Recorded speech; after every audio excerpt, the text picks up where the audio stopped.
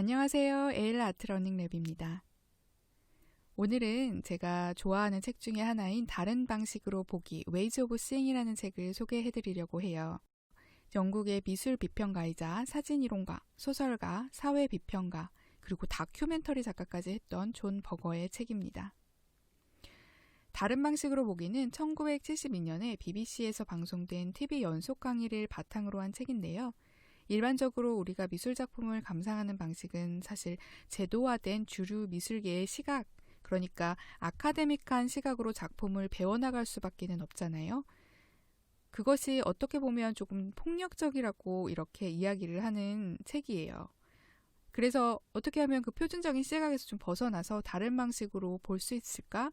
그런 거를 제안하는 책이고요. 강하게 비판을 하고 있지만 새겨들을 만한 이야기가 많아 제가 즐겨보는 책입니다. 여기 보면 역자가 쓴 이제 책 뒷부분에 나와 있는 글이 있는데요. 이 글을 잠시 읽어드릴게요. 이 책은 원래 1972년에 반영된 텔레비전 연속 강의들을 바탕으로 만들어졌다.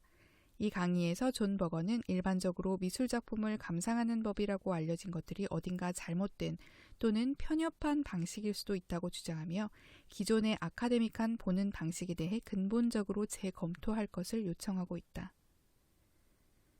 그는 거의 난폭하다 할 정도로 영국의 제도화된 강단 미술사학의 암묵적 전제들을 공격하고 있는데 그러면서 기존의 표준적인 보는 방식이 아닌 새로운 방식으로 볼 수 있고 또한 보아야 하지 않겠느냐고 적극적으로 제안한다.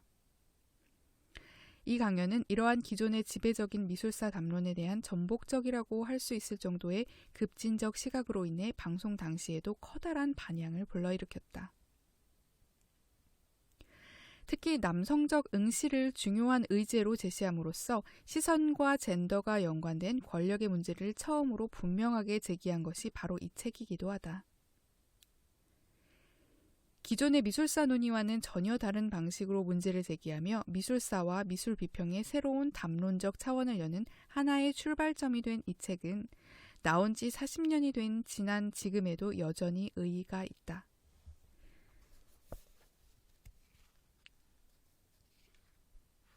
번역을 한 최민 선생님의 글이었습니다.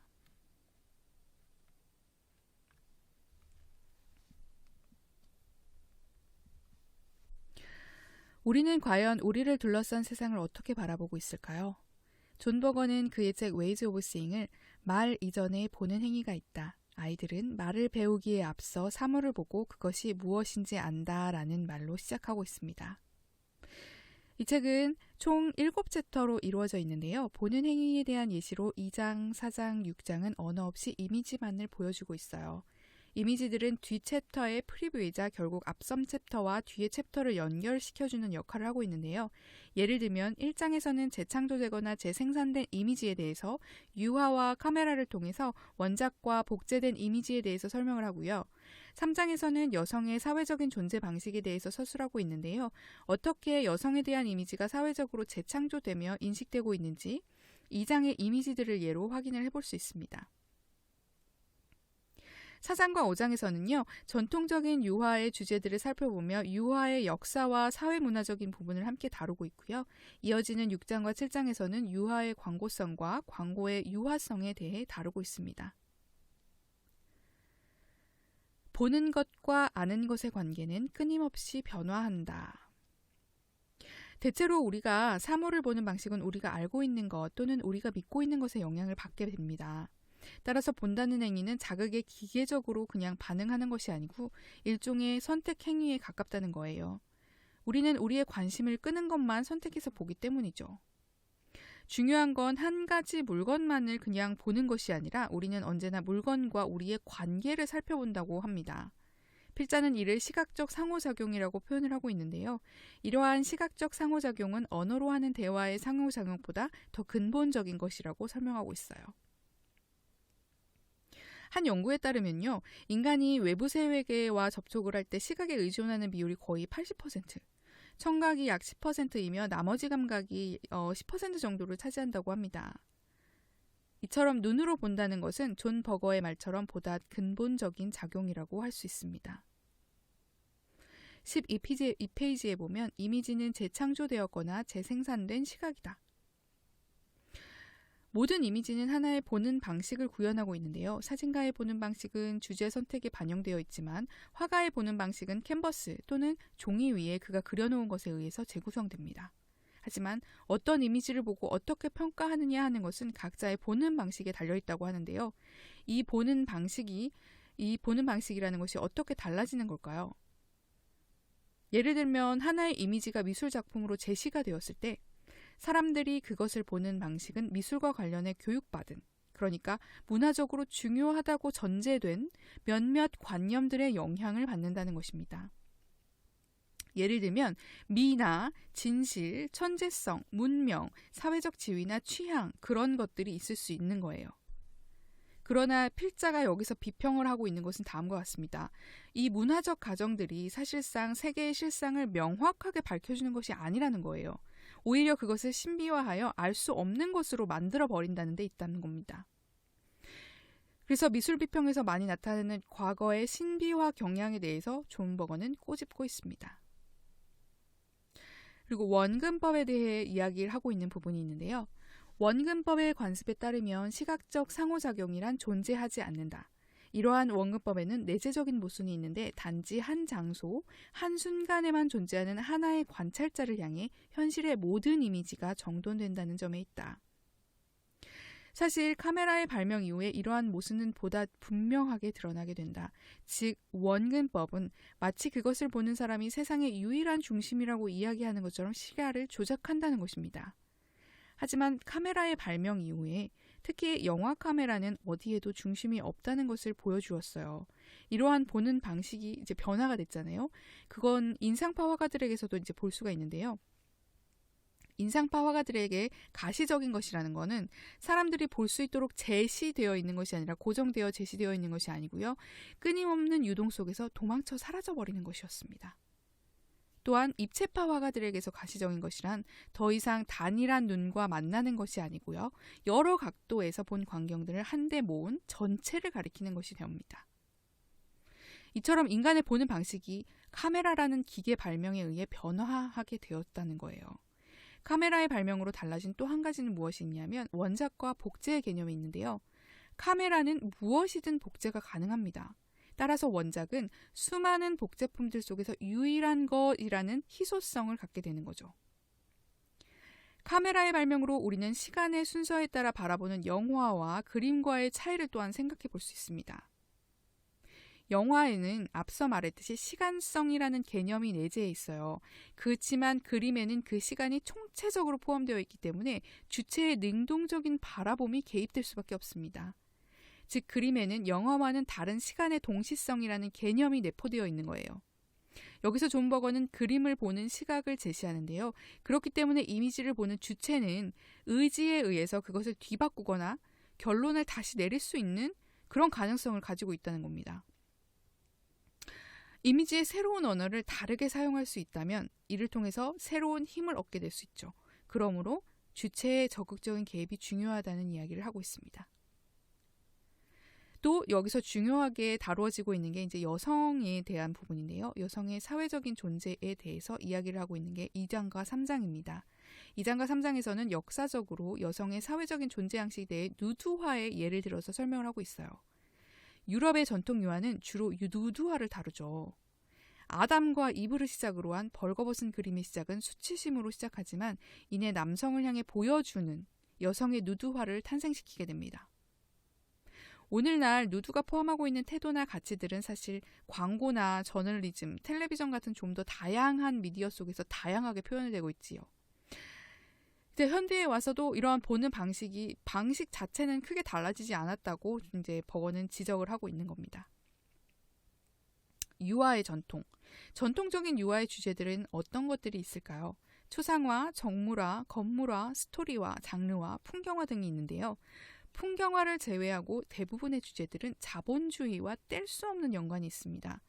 버거는 여기서 유화라는 용어가 기법 이상의 것을 내포하고 있다고 지적을 하는데요. 이는 유화가 소유의 전통과 굉장히 밀접한 연관이 있기 때문이에요. 유화와 광고에서도 이런 소유에 관한 부분이 같이 다뤄지고 있는데요. 이 유화와 광고의 연관성을 좀 더 자세하게 풀어놓은 장이에요. 이제 마지막 장이. 1장에서 다루었던 카메라의 발명 이후에 유화의 언어는 광고의 언어로 대체되었다고 그는 지적을 하고 있습니다. 하지만 그 기능에 있어서는 약간의 차이가 있을 수 있죠. 광고를 보는 구매자와 세계와의 관계는 유화를 소유한 사람과 세계와의 관계하고는 조금 다르기 때문이에요. 그러니까 아까도 얘기했던 유화 소유의 전통과 밀접한 연관이 있다고 하는 것은 유화의 경우에는 자신이 소유한 것을 보여주는 역할을 해요. 그렇지만 광고의 경우에는 구매자가 가지지 못한 것을 광고가 보여주고 있기 때문에 그 역할에서의 차이점을 발견할 수 있는 겁니다. 우리가 세상을 보는 방식이 어떻게 구현되고 있는지, 또 구현된 대표적인 이미지인 유화와 광고를 통해 어떻게 다시 보는 방식이 결정되는지에 대해 다시 한번 생각해 볼 수 있게 하는 글이었어요. 글의 주제는 사회적으로 여성을 바라보는 방식과 소유의 방식, 즉 자본주의 사회 문화에 대한 것이었는데요.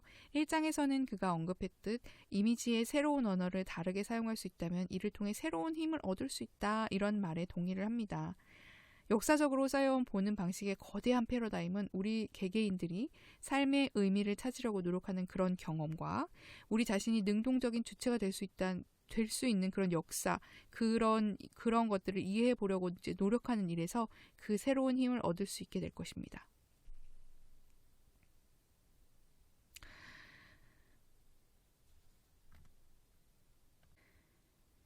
우리가 익숙하게 바라보는 방식에 대해서 자기 자신을 포함한 여성을 바라보는 방식이라든지 유화의 비하인드에 녹아있는 자본주의 사회문화, 이런 것에 대해서 별로 생각해보지 않고 그냥 그림 자체만을 보고 있었다든지 이런 것들에 대해서 다시 한번 질문해볼 수 있는 계기가 되었던 책이고요. 작가의 의견의 대부분은 동의하지만 익숙한 방식과는 좀 다르게 바라보면서 그 밑에 깔린 사회문화적인 의식들을 깨닫는 것에 대해서는 비판적인 면이 아닌 긍정적인 면은 없을까? 그런 긍정적인 면은 어떤 게 있을까? 이런 의문이 조금 생겼습니다. 기존에 나의 보기는 어땠는지 조금 다시 한번 생각해 볼 수 있는 계기가 됐는데요. 기존의 여성을 보는 방식은 사실 존 버거가 이야기한 방식대로 보기였어요. 그렇지만 이제 책을 읽고 나서는 여성 스스로나 사회적으로 여성을 바라보는 방식은 지금도 여전히 변하지 않았고, 그런 어떤 내재적인 이유가 달라질 수 있을까 하는 의문이 좀 들게 되었었어요. 오히려 반대로 여성적인 면을 긍정적으로 살려가려면 어떤 바라보기가 가능할까? 그런 부분에 대해서 좀 생각해 보아야겠다, 이렇게 다짐을 했던 정도였습니다. 페미니즘 예술에 대해서 제가 그렇게 크게 관심을 갖고 있지 않았었는데요. 페미니즘 예술에 대해 이해할 수 있는 폭이 조금 더 넓어졌다, 이런 생각이 들었어요. 그리고 책 속의 그림이나 이제 사진을 골라서 나의 방식으로 책 속의 그림, 그러니까 오달리스크와 광고 속 여성의 표정에 대해서 조금 비판적인 시각을 제가 갖게 되었었는데요. 그 앵그르가 그린 유명한 작품의 모델, 그리고 다른 여인은 남성용 제중 잡지의 사진 모델을 비교를 하면서 두 모델의 표정이 놀라울 만큼 유사하다고 이야기를 하고 있어요. 이거는 자신을 바라보는 상상 속의 남자. 그러니까 이 존 버거는 비록 그녀 자신은 모르는 남자지만 남자에게 매력적으로 보이기 위해서 일부러 지어 보이는 계산된 표정이라고 얘기를 하는 거예요. 그녀는 미리 잘 검토된 여성성을 구경거리로 제공하고 있다, 이렇게 이야기를 하고 있는데요. 그 부분에 대해서 약간 비판적인 시각을 갖게 되더라고요. 나는 젊음을 남기고 싶습니다. 나 자신의 아름다움을 남기고 싶어요. 내가 얼마나 아름다운 시절이 있었는지, 나 자신에게 부끄럽지 않게 살았는지, 그 순간을 남기는 일은 나에게 즐거운 일입니다. 이 둘의 표정이 당연히 남성을 유혹하고 있다는 것 또한 하나의 편견이 아닐까요? 이 그림을 보는 사람은 여성일 수도 있습니다. 최근에 SNS를 보면요, 여성들은 남성을 유혹하기 위해서 자신의 셀카 사진을 올리지 않아요. 살아가면서 당당한 아름다움을 남기고 싶고, 그건 다른 사람에게가 아니라 지금의 나 자신에게 영향을 주기 때문입니다. 내가 아름답게 살아있다는 걸, 나다운 제스처로 남기고 싶은 일. 이미 저는 남성을 향한 시선을 넘어선 당당한 표정이라고 이렇게 이야기를 하고 싶었습니다.